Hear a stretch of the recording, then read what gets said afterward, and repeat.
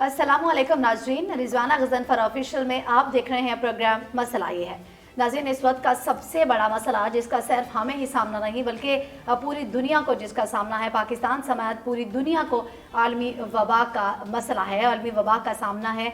हुकूमत इस चीज़ को मान रही है लेकिन अपोजिशन जो है वो इस बात को मानने से आ रही है और हुकूमत की जो है वो रोकने के बावजूद भी वो पीडीएम जो है वो जलसा करने में कामयाब हो गई मुल्तान में। रिजवाना साहिबा से पूछेंगे कितनी काविशें की थी इसको रोकने के लिए, लेकिन बिलाखिर जो है वो कामयाब हो गई है जलसा करने में। लेकिन इसके नताइज क्या निकल सकते हैं ये रिजवाना साहिबा से ही पूछेंगे और वही आवाम को भी बताएंगे। अस्सलाम वालेकुम, कैसी हैं? ठीक है, किसी तारुफ की मोहताज नहीं है। वैसे सारे आपको बड़े अच्छे तरीके से जानते हैं, बड़ी कॉम्पिटेंट लेडी हैं जी। तो बहुत शुक्रिया। रिजवाना साहिबा क्या कहेंगी? मिसबा, सबसे पहले तो जो इन्होंने ये सिलसिला शुरू किया हुआ है पीडीएम के जलसों का, तो उसके लिए तो मैं यही बात करूँगी कि इसमें देखें हम जो चीज़ देख रहे हैं कि जलसे क्यों हो रहे हैं, आया उसमें वजह क्या है, क्या वो आवाम के लिए हो रहे हैं? तो हमें कहीं भी जो है वो सिचुएशन नज़र नहीं आती है, क्योंकि हम ये देख रहे हैं कि बेसिकली जो जलसों का मकसद है वो मैं बहुत दफ़ा अपने प्रोग्रामों में ये बात कर चुकी हूँ कि जलसों का बेसिक मकसद क्या है कि ये जो है वो अपनी जो भी इन्होंने टाइम गुजारा, जितने सालों इन्होंने हुकूमत की, क्योंकि ये वही लोग हैं जो सब पब्लिक ऑफिस जिनके पास रहा है, जो हुकूमत में रहे हैं, जिनकी करप्शन है, और जिन्होंने जिस तरह से अपनी जायदादें बनाई, जो लूट मार की, वो सारा तबका जो है वो सब मिलके एक जगह इकट्ठे हो गए। अब उनके जलसों में आपको सिवाय यही कि हुकूमत के ख़िलाफ़ बातें करना, फजूल किस्म की बातें और झूठ पे झूठ, यानी झूठ से भरा हुआ एक आप कह लें कि वो एक टोला आता है और वो एक से बढ़कर एक जो है ना वो झूठ बोला जाता है उसमें। तो उसमें जो है उसका मकसद तो मैंने आपको पहले भी बता दिया कि बेसिकली वही है कि जी हम या तो हमें एनआरओ मिल जाए किसी तरह, जो हमारी करप्शन सबके सामने खुल के आई है, तो शायद है कि हमारे इस तरह जलसे करने से जो है वो हुकूमत हमें एनआरओ दे दे या प्रेशर में आ जाए। तो उनके लिए मैं फिर यही कहूँगी कि भाई आप जो भी मेहनत कर रहे हैं वो सारी आपकी रायगा जाएगी, क्योंकि यहाँ ऐसा कोई सिलसिला नहीं है। हमने वोट लिया था इसी बेस पे, एहतिसाब के नाम पे, कि हम आके उन लोगों को जिसने पाकिस्तान को और अवाम को इस बेदर्दी से लूटा है, तो हम जो है वो उनको आके हमने एहतिसाब करना है। तो हम तो सवाल ही नहीं पैदा हो सकता, और खान साहब हर जगह यही बात करते हैं कि कोई एनआरओ जो है वो नहीं दिया जाएगा। आज अगर इनसे बात कर ली जाए या कुछ कर ली जाए तो ये फ़ौरन आराम से बैठ जाएंगे, बिकॉज़ इनका मकसद हल हो जाएगा। और ये अवाम को जो है, मैं अवाम से भी ये बात करूँगी कि ये अवाम को बेवकूफ़ कब तक बनाएंगे, क्योंकि ये जलसों में अवाम की कोई भलाई नहीं है, इनकी अपनी भलाई है। कि अब बात वही आ जाती है कि पहली बात तो कि जब पीटीआई की हुकूमत आई तो पहले दिन से आपने देखा कि जो पहले दिन इनका रवैया था अपोजिशन का, जिस तरह से इन्होंने खान साहब ने जब हल्फ लिया और वो पहली दफ़ा असम्बली में आए, तो जो हुल्लड़बाजी और जो बदतमीज़ी की गई वो सारी दुनिया में देखा। तो इनको तो वही है कि वो तकलीफ़ ये है कि जी हम मिलके खा रहे थे, तो ये तो अब हमारे जो मुंह को लग गया था ना, जो हराम की कमाई मुंह को लगी थी, जो करप्शन और वो किक बैक्स के पैसे आते थे, प्रॉपर्टीज़ बनती थी, अय्याशियाँ होती थी, वो सारी ख़त्म हो गई हैं। तो मेन इनका मकसद वही है कि ये उसी का रोना रो रहे हैं। और ये मैं कहूँगी कि ये वो बेरोज़गार लोग हैं जो गली गली भटक के जाते हैं और बेचारे वो अब एक मेला लगाते हैं, उसमें अपने रोने रोते हैं, तो बस रोते रहें। लेकिन मैं एक बात पॉइंट आउट करना चाहूँगी कि बड़ा अफसोस हुआ मुझे कि पीटीएम के जलसे में कल जो पीपल्स पार्टी का यौम तासीस था, तो मेरा ख्याल है कि जुल्फ़िकार अली भुट्टो की रूह को बड़ी तकलीफ़ हुई होगी जब उन्होंने स्टेज पे उन लोगों को देखा होगा कि जिन्होंने उनको फांसी दिलवाई, और आज उन्हीं की औलादें जो है वो उनके साथ बैठकर तो वो ये रोने रो रही हैं। तो मेरा ख्याल है कि भुट्टो साहब को तो बड़ी तकलीफ़ हुई होगी, उनकी रूह को तकलीफ़ हुई होगी कि मेरे जो नवासे हैं वो जिन्होंने मेरे लिए इतनी साजिशें की, फांसी दिलवाई, आज उनके साथ बैठे यौम तासीस मना रहे। बिल्कुल, तो ये चीज़ मैं ज़रूर पॉइंट आउट करूँगी। और मेरा ख्याल है ये लम्हा फ़िक्रिया है कि सोचना चाहिए पीपल्स पार्टी के जो वाकई जो ट्रू मैं कहती हूँ कि जो जाले हैं उनको ये सोचना चाहिए कि ये अब किन के हाथों में पार्टी चली गई है। एक पार्टी जो पूरे मुल्क की पार्टी थी, जो वफाक की पार्टी थी, आज देखिए कि एक जगह बिल्कुल वो सिंध तक महदूद हो गई है। तो उसकी वजह यही है कि वहाँ पे इस तरह से जो चीज़ें चल रही हैं, बीबी तक ठीक था, क्योंकि अब ये वाला, अब अगर पर्ची चेयरमैन आ जाता है तो वो क्या करेंगे। अब जो आशा भुट्टो ने भी कल एंट्री दी, तो अब ये चीज़ें तो ऐसे तो नहीं चलती है ना, ये मोरूसी सियासत ये नहीं होती। पॉलिटिक्स में आपकी कोई स्ट्रगल नहीं है, ना बिलावल भुट्टो की कोई स्ट्रगल है, ना आसफा भुट्टो ने अब स्टार्ट लिया है। क्या स्ट्रगल है? इन बच्चों को तो पता ही नहीं है कि पाकिस्तान के मसाइल क्या है, पाकिस्तान का यानी जो यहाँ पे हम किन मसाइल का शिकार है, हमारा सिस्टम कैसा है। जिन्होंने इस सिस्टम में वो कभी रहे ही नहीं, तो वो क्या आवाम के मसाइल समझेंगे। अब वही है कि आपको बस ये, चूँकि आपकी फैमिली में पॉलिटिक्स चली आ रही है, तो अब जी वो बिलावल भुट्टो, फिर उसके बाद आसफा भुट्टो, फिर ये, तो मुझे तो नहीं समझ आती। तो इनकी तो कोई स्ट्रगल नहीं है। रिजवाना साहिबा, बिलावल की बात हो रही है, बिलावल की मुजात पॉलिसी के ऊपर क्या बात करेंगी, क्या कहेंगी कि हाँ, मैं अभी वही कहा था कि जी आ जाएं, आप जलसे में आ जाएं और मास्क पहने। मैं अभी वही बात करने जा रही थी, बिल्कुल। आप हिदायत कर रहे थे, लेकिन हमने देखा कि उनकी बहन की जब एंगेजमेंट थी तो वो तो ये भी कह रहे थे कि जी जो आएगा वो अपने कोविड के टेस्ट करवा के फिर आएगा। तो ये मुजात पॉलिसी, इस पे क्या राय देंगे? मैं यही बात करने जा रही थी कि ये देखें कि जब कोविड आया, जब स्टार्टिंग थी, तो पहले तो हम बात करते हैं ना सिंध गवर्नमेंट के पॉइंट ऑफ व्यू से, तो उस वक्त भी जो चीफ मिनिस्टर है उन्होंने इतना शोर मचाया हुआ था जी, लॉकडाउन, सख्ती से लॉकडाउन, उन्होंने वहाँ लॉकडाउन भी किया और सब बहुत ज़्यादा यानी शोर मचा हुआ था। खान साहब के ऊपर इतनी बातें हो रही थी कि जी ये लॉकडाउन नहीं कर रहे हैं और कोविड से कैसे होगा, क्या हम किस तरह से करेंगे। उन्होंने अपनी अलग एक 1.5 ईंट की मस्जिद बना ली थी कि जी वो जो भी यानी कि जो यहाँ पे फैसले होते थे कि जिस तरह किया जाए, वो उसके बरक्स जाते थे और वो लॉकडाउन की जो कहते हैं ना कि एक रट लगा रखी थी।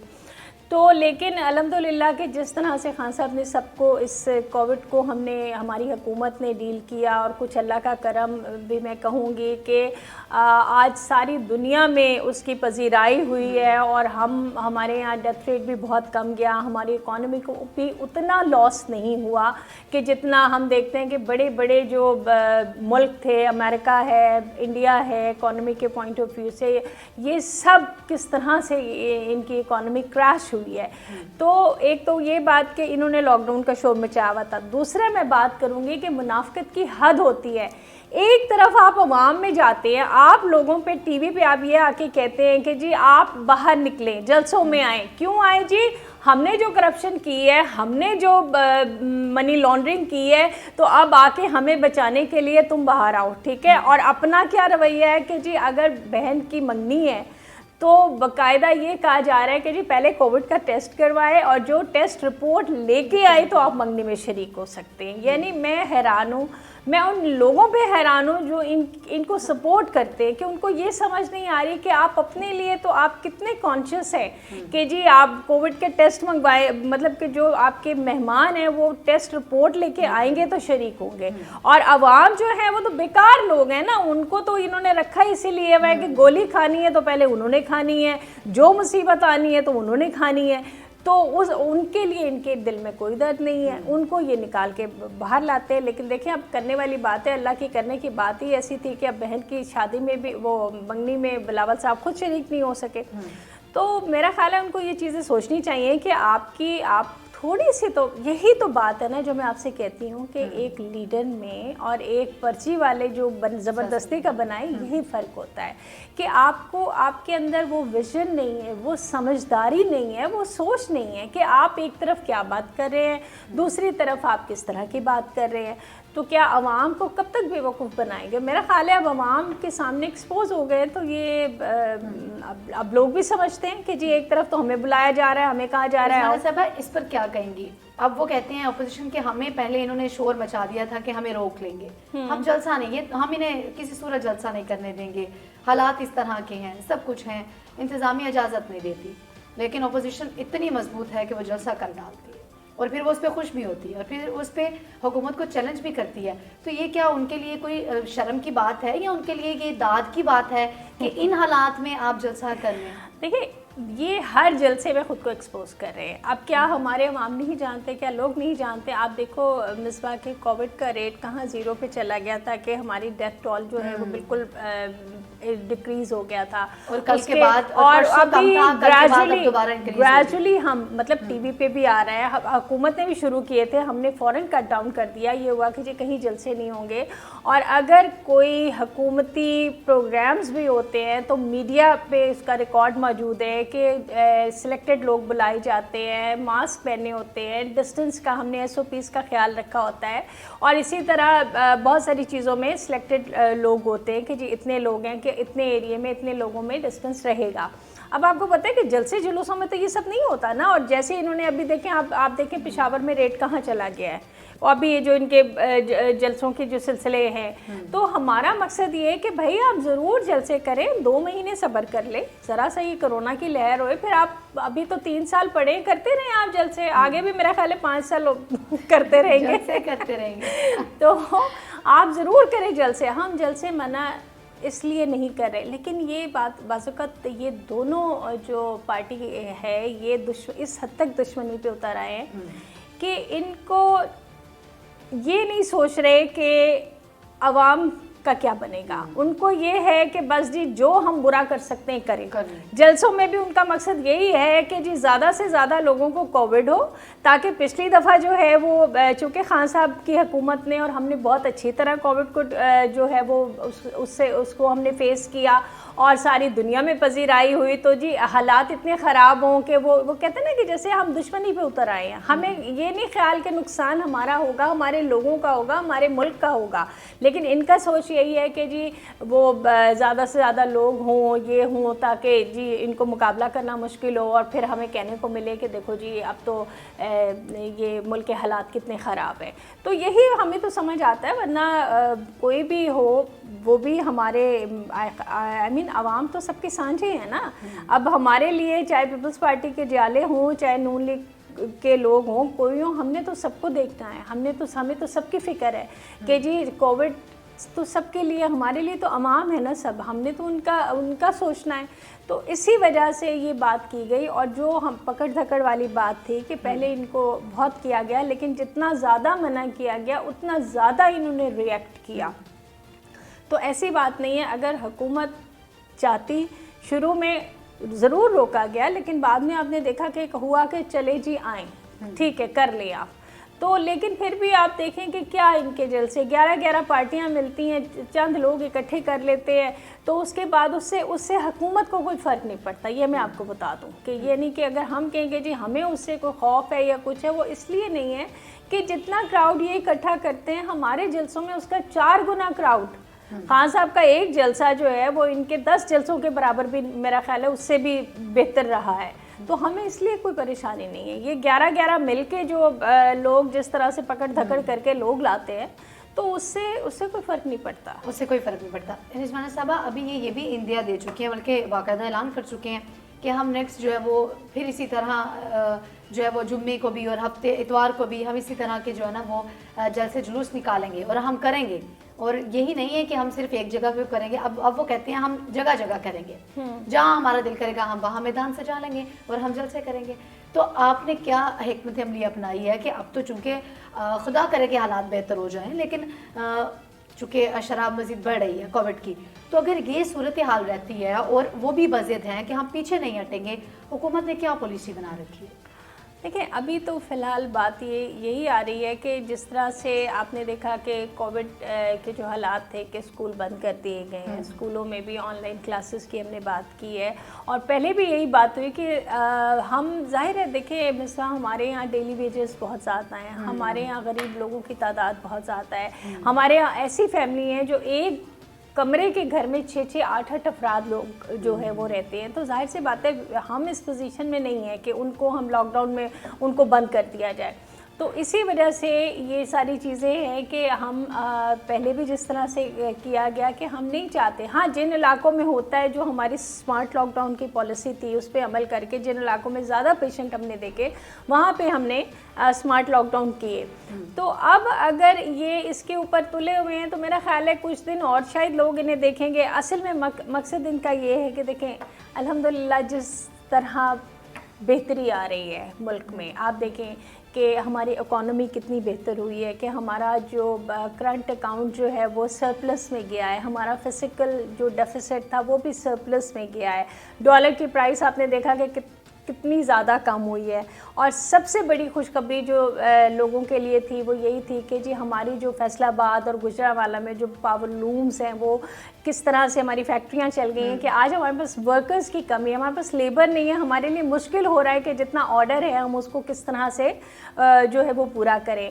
और फिर आपने देखा कि सीमेंट की जो इस साल की जो सेल है वो पाकिस्तान की तारीख में रिकॉर्ड सेल हुई है। तो वो क्या बताती है? वो यही बताती है कि इस वक्त हमारी कंस्ट्रक्शन इंडस्ट्री जो है वो कहाँ जा रही है, कंस्ट्रक्शन हो रही है, इंडस्ट्री किस तरह से जा रही है, लोगों को रोज़गार मिल रहा है। और वही हमारा जो वो तबका जो जिनकी मैं डेली वेजेस की बात करती हूँ उनको रोज़गार मिल रहा है। और उसके अलावा और बहुत सारी ऐसी चीज़ें हैं जिनके ऊपर काम हो रहा है। आपने देखा कि इतने बड़े मेगा प्रोजेक्ट्स हैं जिसमें रावी का है, फिर कराची में जो उसी तरह का प्रोजेक्ट कर रहे हैं, और बहुत सारी चीज़ें हैं। एनवायरनमेंट के हिसाब से बात कर लें, इकोनॉमी के हिसाब से बात कर लें, तो ये सारी चीज़ें अब जब वो देख रहे हैं ना तो उनकी तो हालत इसलिए ख़राब है कि अब उनको अपना फ्यूचर जो है ना वो कुछ दिखाई नहीं देता।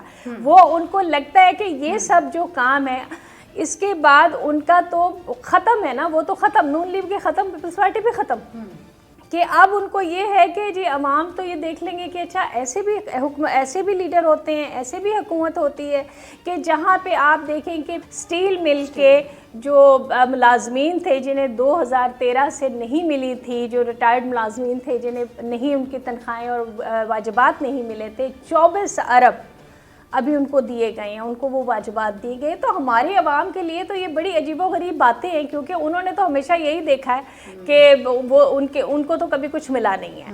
तो अब ये सारी चीज़ें जो इनको नज़र आ रही हैं ना, जो कुछ ये कर चुके हैं। अब देखिए मैं आपसे एक बात करूँ कि मिसबा, अगर आज पाकिस्तान के ये हालात हैं, ठीक है, तो क्या वो आपने ख़राब किए हैं या मैंने ख़राब किए हैं?